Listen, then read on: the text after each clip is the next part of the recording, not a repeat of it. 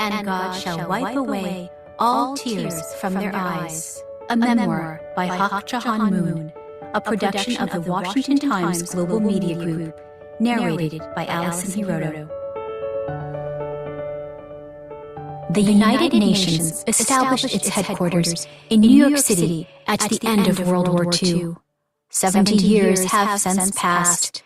There were 3 other major UN offices in Geneva, Vienna, and Nairobi. But even though the world has entered the Asia-Pacific era, there is no major UN office in Asia. I have recommended that the UN open its 5th international office in Korea, specifically in the Demilitarized Zone, DMZ, on the 38th parallel. I am supporting various groups, including the Universal Peace Federation and the Citizens Federation for the Unification of North and South Korea, in their efforts to turn the DMZ into a global peace park. This will bring the issue of Korean reunification to the attention of the world's people as no other action can. All the nations of Asia would be pleased to serve as the site of a new global UN headquarters, but I believe that Korea has unique qualifications. It houses the international headquarters of the Universal Peace Federation and of the International Association of Parliamentarians for Peace.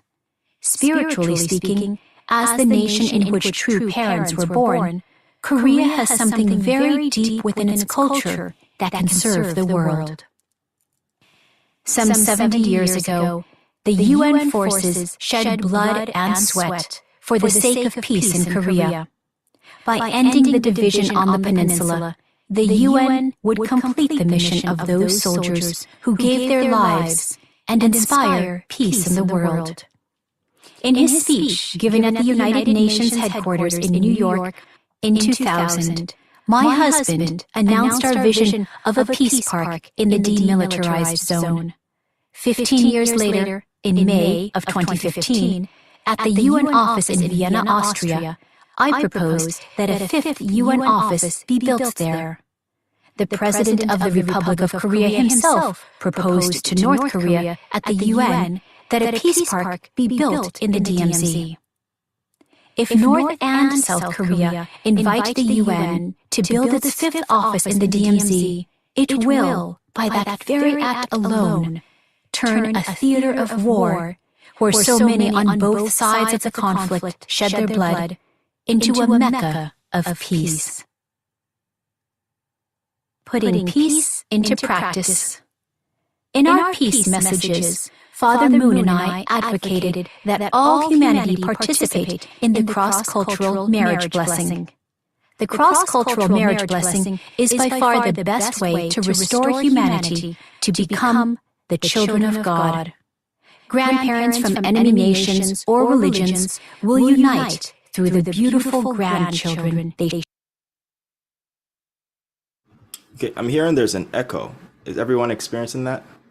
Okay. Let me try to see if I can fix that. Give me a second. Sharing common. How about now? That is the ideal. And like all ideals, it takes work to realize.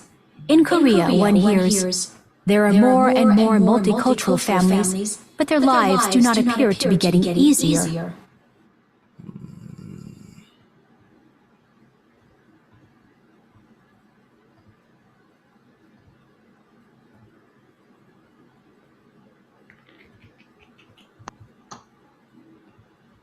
Give me 1 second.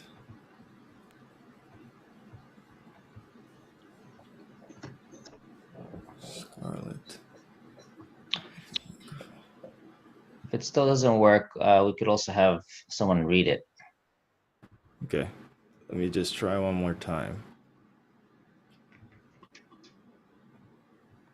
The person next to him agrees, saying, many children are ridiculed by schoolmates because their mother is from another country. Not only that, another person will chime in, it is not uncommon for brides from overseas to give up and return to their native countries. Today, the the number of multicultural families is increasing in the Korean countryside as well as in the cities. Looking closer, we can see that these multicultural families generally comprise a Korean husband and a wife from a developing country and their children.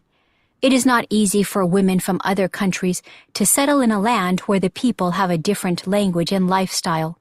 Added to that, more than a few locals look down on multicultural families and even reject them. I understand such problems very well. When my husband and I went to the United States in the early 1970s to carry out our mission, I experienced rejection and a sense of isolation that comes from being part of a minority. If this was the case for me in America, a nation with a heterogeneous population, it must be even worse in Korea, a homogeneous nation. Hence, I hope and desire to support these families who have come to establish happy lives in Korea. Since the late 1960s, my husband and I have created multicultural families through the marriage blessing ceremony, introducing partners to each other beyond nation, race, and religious background. An upsurge in multicultural families in Korea was especially seen after our international blessing ceremony for 6,500 Korean-Japanese couples in 1988, the year the Summer Olympics was held in Seoul. At that time, there were not many Korean women willing to marry men in farming villages, and this was becoming a social problem. For our blessing ceremony, women from Japan and other countries agreed to marry Korean men. Everyone knew this would pose many challenges. The Korean people's sentiment was still strongly anti-Japanese, and many opposed the idea of a Japanese wife or daughter-in-law in Korea. Similarly, in Japan, parents were unhappy with the idea of their daughters or sons marrying someone from Korea, which was less developed economically. However, Japanese unificationist women, understanding faith in God, the concept of filial devotion, and the idea of living for the sake of others, agreed to marry Korean men and devoted themselves to their families. Brides from countries such as the Philippines, Vietnam, and Thailand similarly came to Korea and established international blessed families. There were many beautiful outcomes. The women attended their Korean parents-in-law with sincere devotion and created prosperous families. Even if living conditions were difficult, they faithfully took care of their husbands' parents when they were sick and elderly. Some even received government awards for serving their parents-in-law with filial devotion. Some became leaders of women's associations or parents' groups in their villages. Many of these wives and their husbands are now indispensable members of their village communities. My husband and I realized there were ways to assist not only our church members, but all women in multicultural families in Korea, and we established a multicultural welfare center in 2010. The center helps people from foreign countries learn the Korean language and otherwise feel at home in Korean society. Furthermore, we are assisting disabled people and single-parent families. We set up the True Love Peace School in Korea for the children of bicultural families to help them with their studies and language skills. We sometimes hear about Korean celebrities or high-ranking officials whose sons evade the requirement to join the military. That is not the case with multicultural families. In fact, some predict that by 2025, South Korea will have a multicultural army.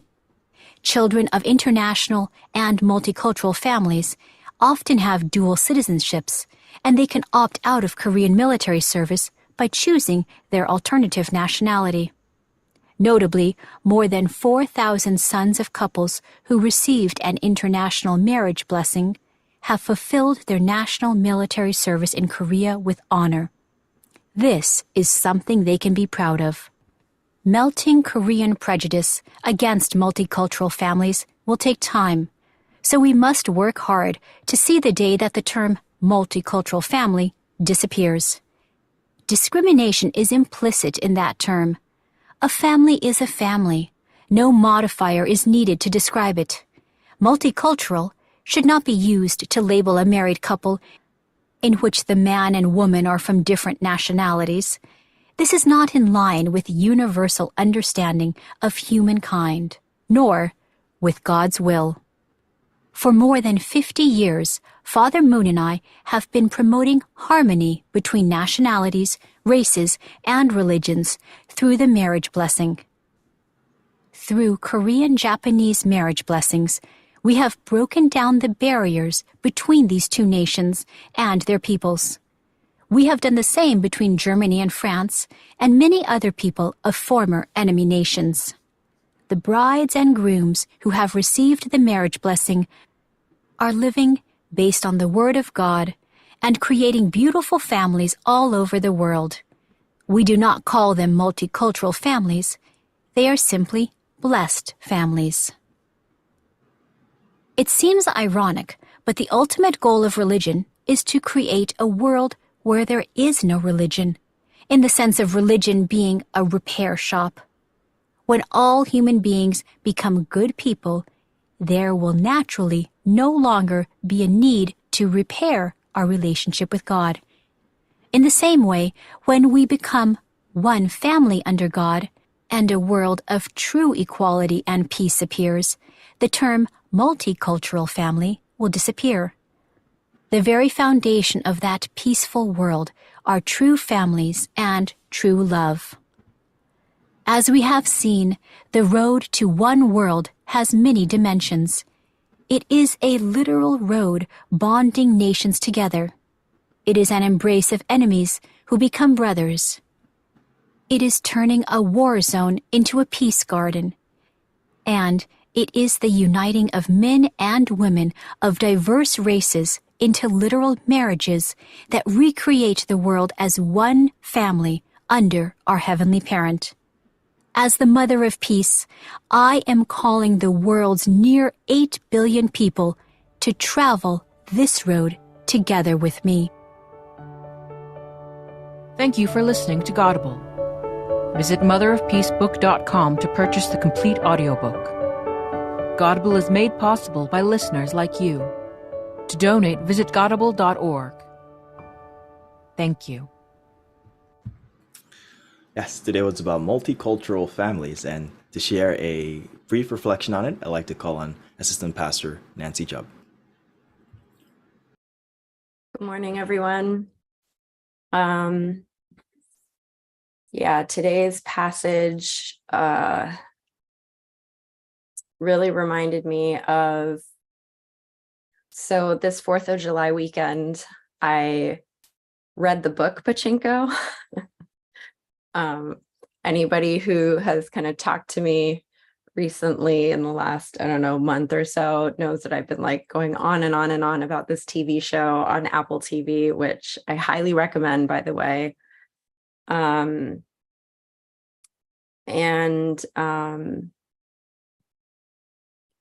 The book is about a family.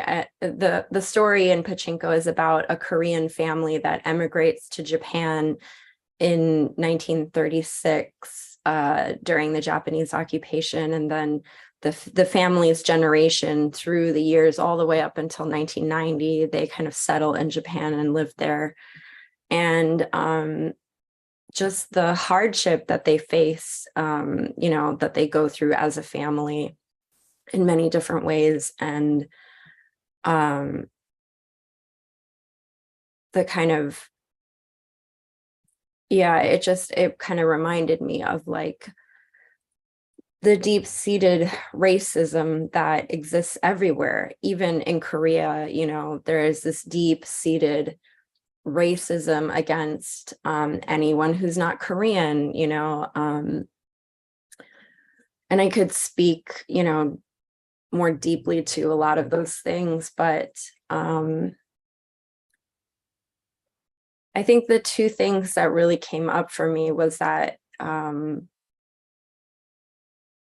I think it's easy for us to say like, oh, the blessing is so beautiful and it's so wonderful and we celebrate the blessing, but the amount of hard work that really goes into the relationships, into the marriages, multicultural marriages are not easy. You know, it's hard enough being like men and women and bridging those divides, but like to add in the layers of multiculturalism, like adds, you know, another layer of difficulty to really break through and to reach each other. And yet, why is the blessing so deeply powerful? Why is the blessing, in a sense, more effective at really undoing undoing the hate of racism? Because it's rooted in love. It's rooted in love. You can't make a marriage work if you hate your husband. You can't make a family a beautiful family if you hate your in-laws. And so this heart to really face that pain and that hurt and to embrace people anyway, to serve them and really take care of them, no matter what persecution you might face, it's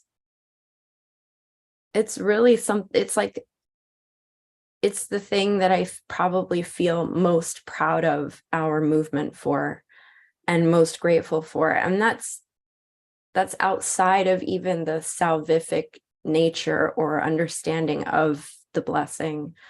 But really, I don't know, maybe that is the truest expression, the most practical expression of what it means to save someone, which is, yeah, to really just love in the face of difficulty and struggle. Yeah. Thank you. Thank you. Thank you, Pastor Nancy.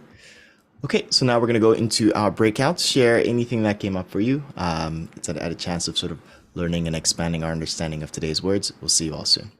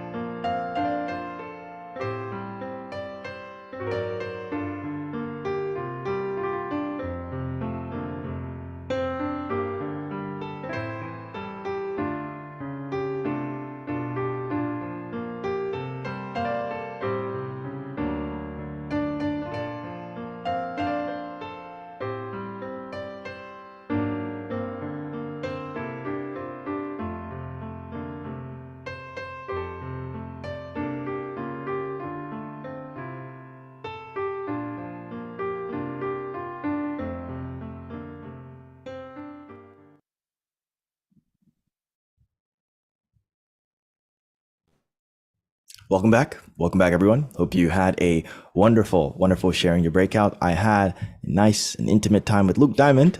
I'd like to call on him to share with us his reflection from today's morning Hundoke. Good morning, everyone. No, the mother's talk, mother's memoir reminded me of of a time maybe I'm thinking like 20, 25 years ago or so when my my wife was assigned to an area in Korea, like really rural area. And she went to the town to help out. Like she stayed at the center, and she said many like Thai and Filipinos. My wife is from Thailand. Many Thai and Filipina sisters had been blessed with Korean men in this kind of farming village, and she brought my daughter with her. My daughter was like 3 years old at the time. They went to this rural area of Korea, kind of and to help out, like witnessing and things. And she said, "Oh yeah, the Filipina sisters there." So many of these the Korean men who they were blessed to, they like weren't. They were kind of just not really members or barely members, right? They smoked and drank, and they were, but they wanted wives, right? So they participated in this blessing, and so these sisters coming from Japan or Thailand and Philippines, they were also kind of not just marrying, but kind of witnessing too. So they organized all these church activities in the area, and they were really supporting their husbands' families and stuff. And so, like, they really won their hearts. You know, the anyway, my wife had a really good experience with that, and we could see the power of the blessing that Mother's talking about. This international blessing. My couple is also international. We're she is Thai and I'm American, and so my children are also international people, like many of us. Anyway, hearing Mother's memoir just brought up the memories of. We have pictures of my 3-year-old going over there and meeting all these Korean families and stuff. So that's all I had. Thank you, Uncle Luke. Yeah, for giving us more insight as someone whose wife was also in Korea at the time. Okay, so we're going to go into announcements. I wonder if there are any announcements. One is that there are going to be more rebirth workshops coming up, and so please just keep you'll be reached out to, or it'll go out on a newsletter. It's always in small chunks, right? There's not a lot of space in IPEC, and so the pastors just came back from there, and so their next group will be going, I believe, sometime in the next week or so, in the next week or 2 weeks or so, to Las Vegas, and then there'll be more throughout the summer. And there's a focus on Chonchimwon now. I got a text from Pastor Naokimi, forwarded from Damien, about wanting to establish Chonchimwon in every church. So if you don't have a Chonchimwon in your church, there's going to be a new consolidated effort to bring the Chonchimwon items so that every community can have a Chonchimwon prayer hall. And so I know a lot of you have questions about that, but more details of that will be coming soon. And with that, we're actually going to go straight into our representative prayer from Chonchimwon. So I'd like to call on Assistant Pastor Atushi Takino to offer the prayer. Okay, good morning, brothers and sisters. So, every Thursday, Kodan President Reverend Higuchi and his wife always join to the morning Fundoke from Chonshimon. I like to ask the Reverend Higuchi to pray today. Yes, please join me prayer. Dear Heavenly Parents, to the parents, thank you.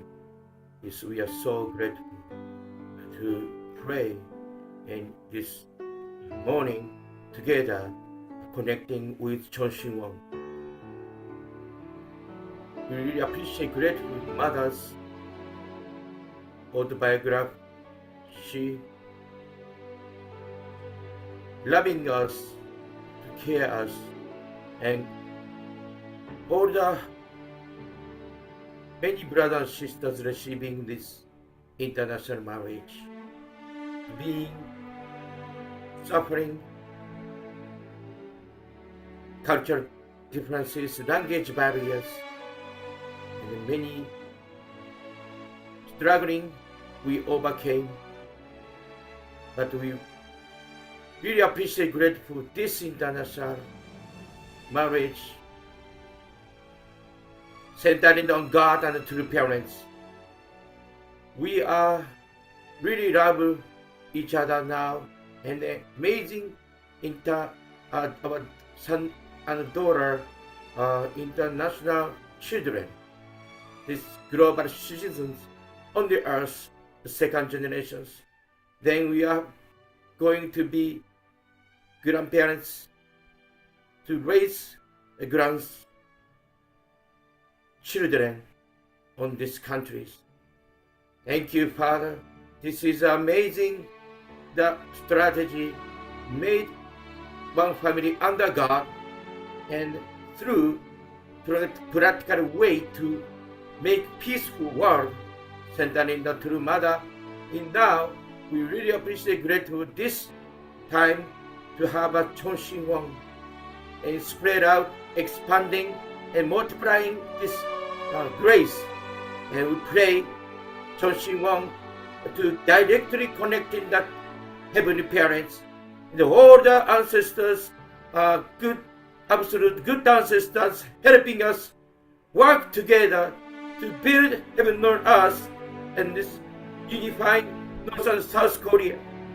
And this we are America, centering down new President Damian Dantley, always be one with Dr. Ki-Hoon Kim from John Simon, Las Vegas. Yes. And we have a great opportunity to going to go to revival workshop, to listening more about True Mother, be together, become one with True Mother. It's most important things for us to connect True Mother, and then Choshimon prayer, connect with you, and then we can making difference, changing this world to all the world to making under one family, under God. Thank you. I pray together with brothers and sisters, prayer through my name, Luke Higuchi, Center Family. Adieu. Adieu. Let us now all pray together. Most loving Heavenly Parent, we come before you this Parents, true morning. parents, everything we kind. Thank you so much for everything, for your grace, your love, your goodness, your mercy. You're great. You're so great. There is no one else like you. No one else like you. Heavenly Parents, today as your children, before you today as their heart and mind perfect are without you. For you today, the sense of we want to be able to give back to you all that you've given to us given to us from the very beginning.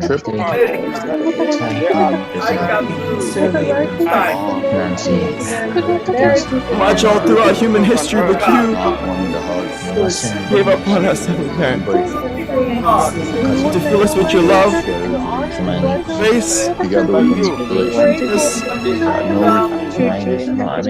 had everything you had for our salvation. You had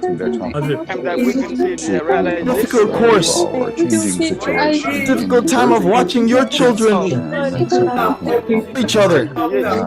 Children than you, Heavenly Parent. That was so difficult. hope. Continue to believe in us. You continue to have hope. That now we have our true parents. We can stand at a time where we position as your the grace parents that you have given us. This most proudly him to be. And we know that we number in few. You want us for all.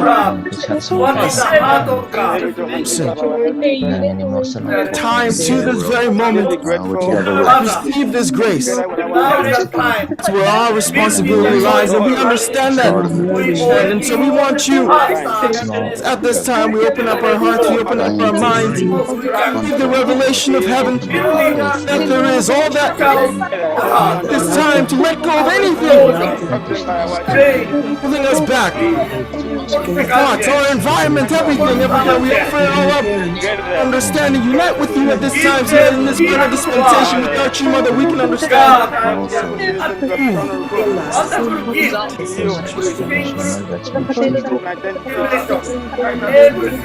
Make this happen.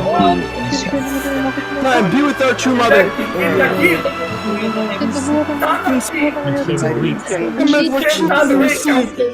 Where the truth can be told. Where all please with strength. Lord, let her know that we are here. We are here with her. We're united with her heavenly parent. One at this time to be able to bring it all.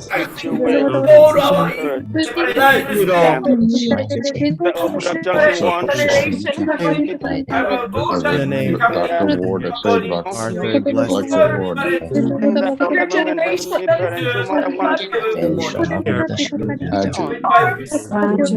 Thank you. You represent our heavenly parents.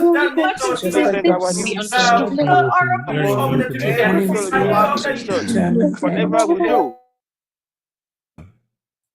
Got you. Okay, so that about wraps up today's morning Hundoke. Yeah, thank you all for joining. It's always great to see you all every single morning. Today is day one. It represents light. Let there be light. Yes, that's right. So I turned on my blue light because I like lights. Anyways, thank you all for joining today. Hope you all have a wonderful rest of your day. We'll see you all tomorrow. Bye, everyone.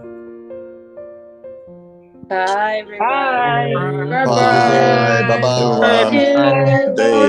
Happy day. Bye, Barbara. A nice morning. Thank you, Bob. I'm tired. Thank you for your prayer. Thank you, Bob and Karen. Thank you, Bob and Karen. Hey, Coco, good morning. Nice to see you. Bye. Hi, good morning, Angela. Good morning, Mara. Good morning. Mika's father. Morning. Nice. Have a wonderful day. Thank you. Thank you, brother. Okay, good morning, Masayu-san. Good to see you, Ramafo. Good to see you all. Have a great day, everyone. We'll be closing the Zoom room now in 5 seconds. Good morning. 4. Thank you. Thank you, Sunny. 2. 1. Thank you. See you all.